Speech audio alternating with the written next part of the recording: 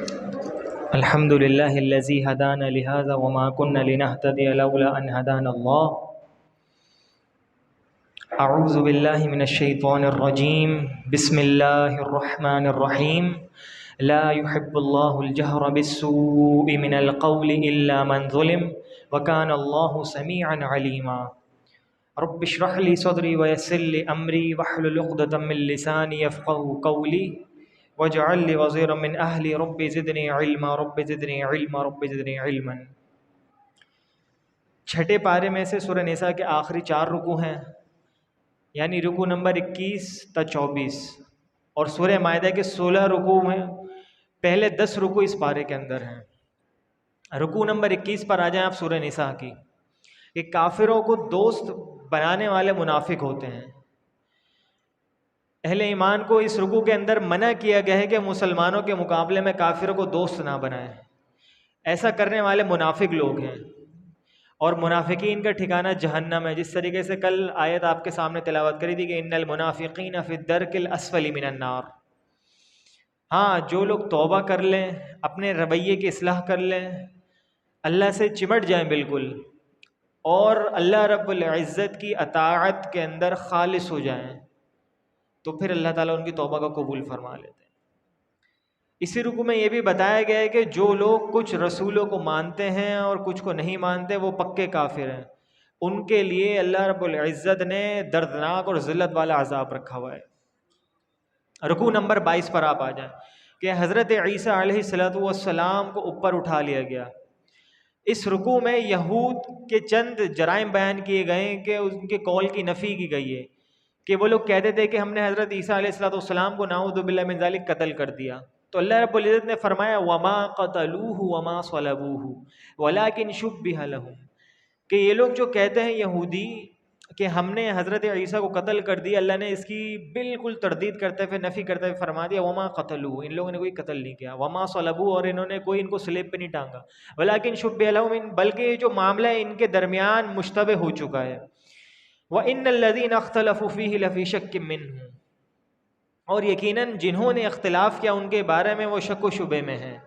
مَا لَهُمْ بِهِ مِنْ عِلْمٍ إِلَّا اتِّبَاعَ الظَّنِّ، یہ لوگ جو کرتے ہیں ان کے حوالے سے بس یہ لوگ ظن کی اپنی پیروی کر رہے ہیں. اور انہوں نے یقیناً عیسیٰ علیہ السلام کو قتل نہیں کیا، بلکہ اللہ رب العزت نے ان کو اسی طریقے سے آسمانوں پر اٹھا لیا. وَكَانَ اللَّهُ عَزِيزًا حَكِيمًا، اور اللہ رب العزت بڑا ہی زبردست اور حکمت والا ہے. اس کے بعد آپ آ جائیں رکوع نمبر 23 پر کہ رسالت کے بعد بے عملی کا کوئی جواز نہیں. رسالت کے حوالے سے ایک اہم بات یہاں پہ بیان کرتا چنوں. اللہ رب العزت نے فرمایا رسولا مبشرین ومنذرین لئلا یکون للناس علی اللہ حجۃ بعد الرسل وکان اللہ عزیزا حکیما، کہ رسول تھے بشارت دینے والے، خبردار کرنے والے، تاکہ نہ رہے لوگوں کے پاس اللہ کے مقابلے میں کوئی حجت رسولوں کے آنے کے بعد، کہ لوگ یہ نہ کہیں کہ اللہ ہمارے پاس تو کوئی رسول کوئی نبی آیا ہی نہیں جو ہم پر آپ کی آیتوں کو تلاوت کر کر کے سناتا. تو اللہ رب العزت نے اس بات کی بھی نفی کر دی. کل قیامت کے دن کچھ لوگ کہیں گے ایسا ہی، تو اللہ رب العزت نے آیت ہی نازل کر دی اس سلسلے میں کہ میں نے رسول بھی بھیجے، نبی بھی بھیجے. کس لیے بھیجے؟ مبشرین و منذرین، بشارت دینے والے، خوشخبریاں دینے والے، اور اللہ سے کے عذاب سے ڈرانے والے. اہل کتاب سے کہا گیا کہ دین میں ناحق غلو نہ کریں. جس طریقے سے حضرت عیسیٰ علیہ السلام کو اللہ کا بیٹا قرار دے دیا تھا، نعوذ باللہ من ذالک، اسی کے ایک حدیث آتی ہے، نبی کریم صلی اللہ علیہ وسلم نے فرمایا، صحیح بخاری کے اندر روایت موجود ہے، آپ نے فرمایا تھا کہ لا تطرونی کما اطرت النصارى عیسیٰ ابن مریم فانما انا عبد فقولوا عبد اللہ ورسولہ. اے لوگوں اس چیز کو یاد رکھو، ذہن نشین کر لو کہ مجھے اس طریقے سے تم لوگ بڑھا چڑھا کے نہ پیش کر دینا جس طریقے سے عیسیٰ علیہ السلام کو ان کی قوم والوں نے کر دیا تھا. فَإِنَّمَا أَنَا عَبْدٌ، بے شک میں تو اللہ کا بندہ ہوں، ورسول، اور اس کا رسول ہوں، بس اس کے علاوہ میں کچھ بھی نہیں ہوں. جس طریقے سے آج ہم دیکھتے ہیں کہ ہمارے معاشرے میں کس طریقے سے نبی اکرم صلی اللہ علیہ وسلم کی تعریف کے اندر غلوف کیا جاتا ہے، اسی کے اس میں ایک اور واقعہ آتا ہے، نبی مکرم صلی اللہ علیہ وسلم مسجد نبوی کے اندر ستون سے ٹیک لگا کے لیٹے ہوئے تھے. ایک صحابی آیا، کہنے لگا ما شاء اللہ و شئت، بے شک جو اللہ چاہیں اور آپ چاہیں. صحابی کی بات سن کے نبی کرم صلی اللہ علیہ وسلم ٹیک لگائے ہوئے تھے، فوراً آگے ہو گئے. فرمایا اجعلتنی للہ ندن او کما قال، کیا تو نے مجھے اللہ کے ساتھ شریک ٹھہرا دیا ہے؟ ایسا نہ کہا کرو، بلکہ یہ کرو ما شاء اللہ ثم شئت، کہ بے شک جو اللہ رب العزت چاہے پھر آپ چاہیں. کہ نبی اکرم صلی اللہ علیہ وسلم نے یہاں اتنا سا بھی شرک کرنا کسی سے برداشت نہیں ہوا. تو آپ علیہ الصلوۃ والسلام اللہ کے رسول تھے اور اس کے بندے تھے صرف اور صرف. اور تمام جو انبیاء علیہم الصلوۃ والسلام آئے ہیں وہ بھی کون تھے؟ اللہ اور کے بندے اور اس کے رسول تھے بس. رکوع نمبر 24 پر آ جائیں. اللہ پر ایمان لاؤ اور قرآن کے ساتھ چمٹ جاؤ. اس رکوع کے اندر عیسائیوں اور مشرکین مکہ کے غلط عقائد کی نفی کی گئی ہے کہ عیسائی جو تھے حضرت عیسیٰ علیہ الصلوۃ والسلام اور مشرکین نے فرشتوں کو اللہ کی اولاد قرار دے دیا تھا. عیسائیوں نے حضرت عیسیٰ علیہ السلام اللہ کے فرشتے اس کے بندے تھے، جس طریقے سے بھی بیان ہوا ہے. پھر فرمایا کہ وہ اللہ کی بندگی کو اپنے لیے سعادت سمجھتے تھے. البتہ جو کوئی بھی اللہ کی بندگی کے حوالے سے اعراض کرے گا اللہ اسے شدید عذاب دے گا. کہ صرف اور صرف اگر بندگی کرنی ہے، کس کی کرنی ہے؟ ایک اللہ رب العزت کی. اب یہاں سے سورہ مائدہ شروع ہو رہی ہے. سورہ مائدہ کا جو مضمون ہے وہ کیا ہے؟ نفاذ شریعت اور اس کے لیے جد و جہد کی تاکید. کہ یہ نہیں کہ اس قرآن جو ہے نازل ہو گیا صرف پڑھ کے رکھ دیا، نہیں، اس قرآن کو نازل کرنے کا مقصد صرف اور صرف یہی ہے کہ یہ اس کا نفاذ ہو پورے کے پورے عالم میں. نیکی اور تقوی کے کام میں تعاون کرو. اس رکوع میں فرمایا اللہ رب العزت نے وَتَعَاوَنُوا عَلَى الْبِرِّ وَالتَّقْوَى وَلَا تَعَاوَنُوا عَلَى الْإِثْمِ وَالْعُدْوَانِ، کہ اے لوگو اگر تم لوگوں کو تعاون کرنا ہے آپس کے اندر، کس کے اندر کرو؟ نیکی کے کاموں میں، ایک دوسرے کو نیکی کی دعوت دو، تقوی کی دعوت دو. وَلَا تَعَاوَنُوا عَلَى الْإِثْمِ وَالْعُدْوَانِ، اور برائی کے اندر اور دشمنی کے اندر نہیں کسی کا تعاون کیا کرو.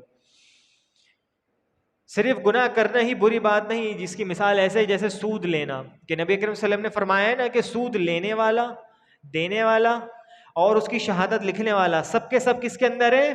جہنم کے اندر جائیں گے ہمیشہ کے لیے.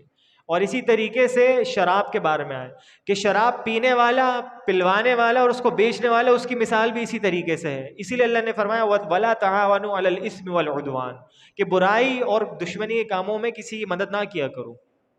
رکوع نمبر 2 پر آ جائیں کہ عدل کرو، یہی تقوی کے زیادہ قریب ہے. اس رکوع میں حکم دیا گیا ہے کہ عدل کے علم بردار بن کر کھڑے ہو جاؤ. کہیں پر بھی دیکھو ناانصافی ہو رہی ہے، وہاں پہ تمہارا یہ فرض ہے کہ اس چیز کو روکو جا کے. کسی قوم کی دشمنی تمہیں اس پر آمادہ نہ کرے کہ تم عدل نہ کرو. کہ اگر میری کسی کے ساتھ دشمنی ہے، کوئی لڑائی جھگڑا ہے، لیکن اگر اس شخص کے ساتھ عدل و انصاف نہیں ہو رہا تو یہ میرا فرض بنتا ہے، بھلے سے میرا وہ دشمنی کیوں نہ، جس طریقے سے کل بیان ہوا ہے، بھلے سے کافر ہی کیوں نہ ہو، اگر اس کے ساتھ بھی ناانصافی ہو رہی ہے، شریعت ہمیں یہاں حکم دیتی ہے کہ اس کے ساتھ عدل کروانا ہے، زیادتی نہ ہو کسی کے ساتھ. کیونکہ شریعت تمام لوگوں کے لیے نازل ہوئی ہے، صرف مسلمانوں کے لیے نہیں، تمام کی تمام انسانیت کے لیے. اب یہ قرآن ہی ایک واحد ہے جو ہر چیز کا حل ہے، بس اس کے علاوہ اور کوئی اب کتاب نہیں ہے. ساری کتابیں منسوخ ہو چکی ہیں، فیصلہ ہوگا صرف اور صرف اس قرآن کے اوپر ہوگا. رکوع نمبر 3 پر آ جائے کہ عہد شکنی کی سزا کیا ہے. اللہ کی طرف سے لعنت ہے سب سے بڑی، کہ جو شخص عہد کرنے کے بعد اللہ سے اس کو توڑ دیتا ہے، اللہ کی لعنت ہوتی ہے اس پر. بنی اسرائیل سے اللہ رب العزت نے عہد لینے کا یہاں پہ ذکر ہو رہا ہے کہ کس چیز کا عہد لیا تھا اللہ نے، کہ اگر ان سے عہد لیا گیا ہے کہ تم نماز قائم کرو، زکوٰۃ دو، میرے رسولوں پر ایمان لے کر آؤ، ان کا ساتھ دو، اللہ کے دین کی نصرت کے لیے مال خرچ کرو، تو میں تمہارے گناہوں کو معاف بھی کر دوں گا اور تمہیں جنت کے باغات میں داخل بھی کروں گا. یہ عہد تھا اللہ رب العزت کا بنی اسرائیل سے. لیکن اللہ رب العزت کی اس عہد کی پاسداری نہیں کری، جس کی وجہ سے وہ گمراہ ہو گئے. رکوع نمبر 4 پر آ جائیں گے. نفاذ شریعت کی جد و جہد سے اعراض کی شرمناک مثال کیا ہے. کہ جو شخص نفاذ شریعت سے اعراض کرتا ہے اس کو شریعت کو نافذ نہیں کرنا چاہتا، اس کی مثال کس طریقے سے بنی اسرائیل کی نفاذ شریعت کی جدوجہد سے اس میں مثال بیان کی گئی ہے کہ حضرت موسیٰ علیہ الصلوۃ والسلام نے جب اپنی قوم کو حکم دیا کہ فلسطین جو ہمارا آبائی شہر تھا، بیت المقدس جو آج بھی موجود ہے، یہودیوں کا قبضہ جس پر ہے، وہ ہمارا آبائی شہر تھا، تو حضرت موسیٰ علیہ الصلوۃ والسلام نے اپنی قوم والوں کو کہا، حکم دیا کہ ہم وہاں چلیں گے، جہاد کریں گے۔ بنی اسرائیل تو ویسے ہی بڑے بزدل سے، ابھی ہم پیچھے سنتے ہوئے آ رہے ہیں نا کتنی بزدلی انہوں نے دکھائی، تو کہتے ہیں کہ بھائی ہم نہیں جائیں گے، ہم سے نہیں ہو پائے گی ان چیزیں، آپ ایسا کریں ہم یہیں بیٹھ کے انتظار کرتے ہیں، آپ اپنے اللہ سے کہیں نا کہ وہ تو ہر چیز کر دیتا ہے، من و سلوہ بھی اس نے نازل کر دی، ہر چیز کر دیا، آپ ان سے کہو کہ جو اندر رہنے والے بستی والے ان کو باہر نکال دے، پھر ہم چلے آئیں گے مزے سے۔ موسیٰ علیہ السلام کو بڑا غصہ آیا، پھر اس کے جواباً اور کہنے لگے کہ ایسا کرو، اذهب انت وربك فقاتلا فانها هنا قاعدون، اتنی بڑی بات کہہ دی کہ ایسا کرو تم اور تمہارا رب جائیں، جنگ کر کر آئیں، ہم لوگ یہیں بیٹھے رہیں گے مزے سے، جب تم لوگ جیت کر آ جاؤ ہمیں بتانا، ہم اندر داخل ہو جائیں گے۔ تو یہی موقع پر صحابہ کرام نے فرمایا تھا، غزوہ بدر کا موقع تھا، اللہ اکبر کبیرہ، اللہ کے نبی علیہ الصلوۃ والسلام بڑے پریشان تھے، دعا بھی کر رہے ہیں اللہ رب العزت سے، کیونکہ 313 تھے اور کوئی ایسا مسلح قوم بھی نہیں تھی صحابہ کرام کی کہ آپ کے پاس کوئی ہتھیار ہوں اتنے زیادہ، چند ایک تھے بالکل۔ تو اللہ کے نبی علیہ الصلوۃ والسلام اللہ سے مسلسل دعا کرے آ رہے ہیں، دعا کرے آ رہے ہیں، دعا کرے آ رہے ہیں۔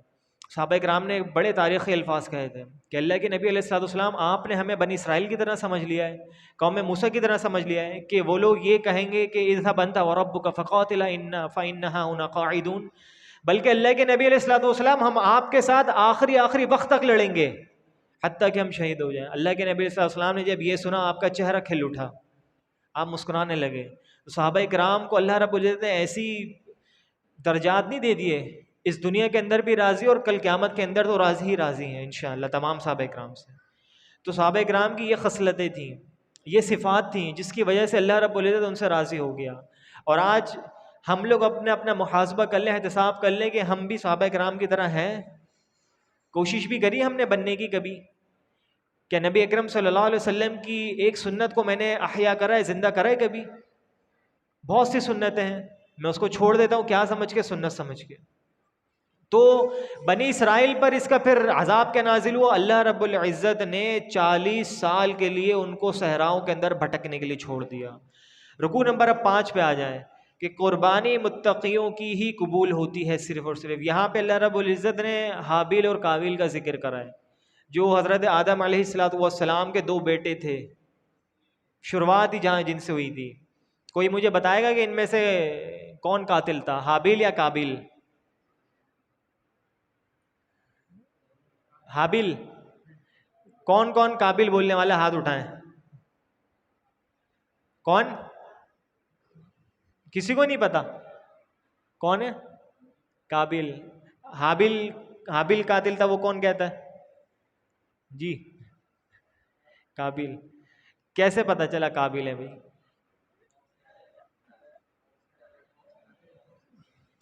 اس کو سمجھنے کا بڑا ایک آسان طریقہ ہے۔ ہم لوگ ایک دن کلاس میں بیٹھے ہوئے تھے، شیخ سے ہم سبھی اسی طریقے سے سوال پوچھا، تو ہم سب بھی ایسے کنفیوز ہو گئے کہ یار کیسے پتہ چلے، کیونکہ اکثر ہو جاتا ہے کہ کنفیوژن ہو جاتی ہے انسان کو۔